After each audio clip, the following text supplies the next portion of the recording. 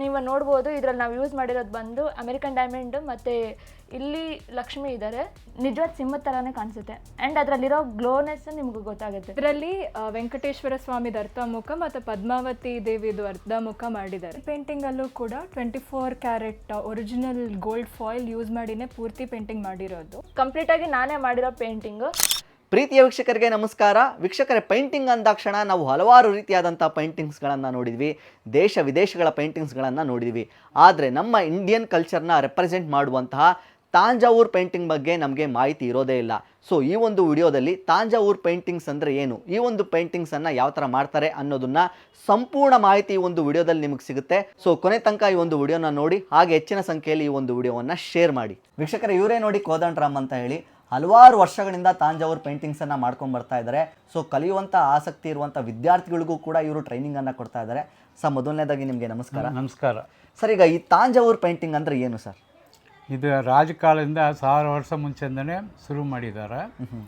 ಅದು ಆವಾಗ ರಾಜ ದೊಡ್ಡ ದೊಡ್ಡ ಪ್ಯಾಲೇಸಲ್ಲಿ ಇರ್ತಾಯಿದ್ರು. ನಾವು ಹೆಂಗೆ ಕರ್ನಾಟಕದಲ್ಲಿ ಮೈಸೂರು ಪೇಂಟಿಂಗ್ ಮಾಡ್ತೀವೋ ಹೌದು, ಆ ಥರ ತಾಂಜಾವೂರ್ ಪೇಂಟಿಂಗು ಸ್ವಲ್ಪ ಫೇಮಸ್ ಆಗಿದೆ. ಇವಾಗ ಎಲ್ಲರ ಕಡೆನೂ ಲೈಕ್ ಮಾಡ್ತಾ ಇದ್ದಾರೆ.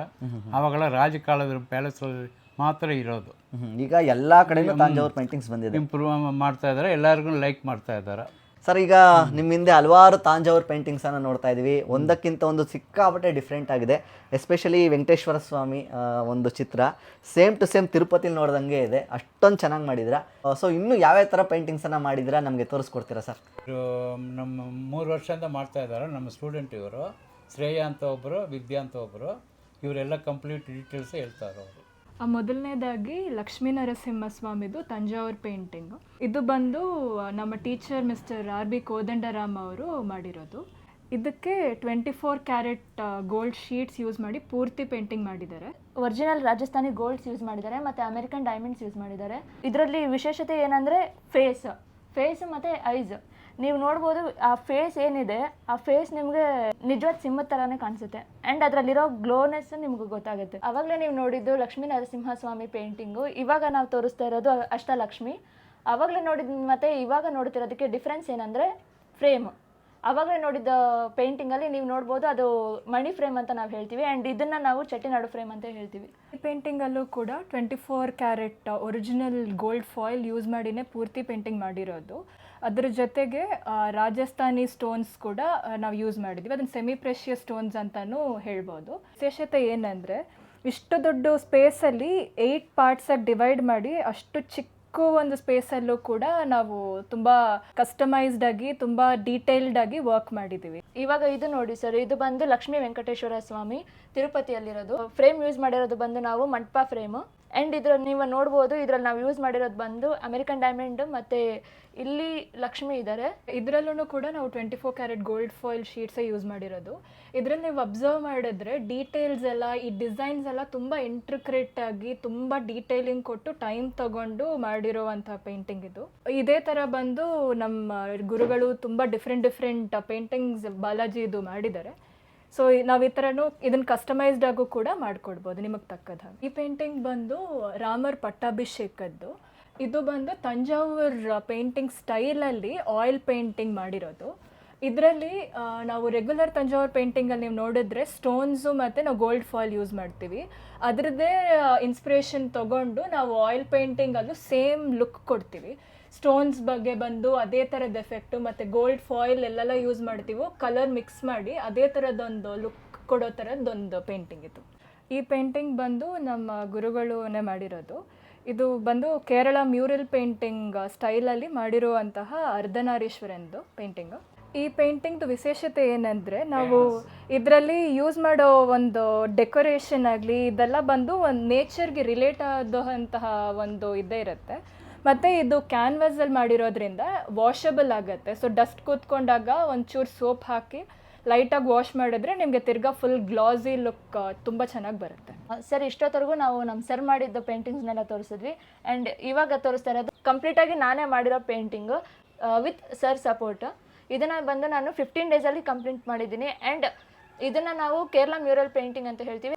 ಇದೆಲ್ಲ ಏನಿದೆ ಇದೆಲ್ಲ ವಾಟರ್ ರೆಸೆಂಬಲ್ ಮಾಡುತ್ತೆ ಆ್ಯಂಡ್ ಇದು ಕೂಡ ವಾಷಬಲ್. ನಿಮಗೆ ಇದೇನಾದರೂ ಒಂಚೂರು ಡಸ್ಟ್ ಆಯಿತು ಅಂತ ಅಂದರೆ ನೀವು ಇದನ್ನು ಸೋಪಲ್ಲಿ ವಾಶ್ ಮಾಡ್ಬೋದು ಆ್ಯಂಡ್ ಇದು ಮತ್ತೆ ನಿಮ್ಗೆ ಅದೇ ಗ್ಲೋನೆಸ್ ಕೊಡುತ್ತೆ.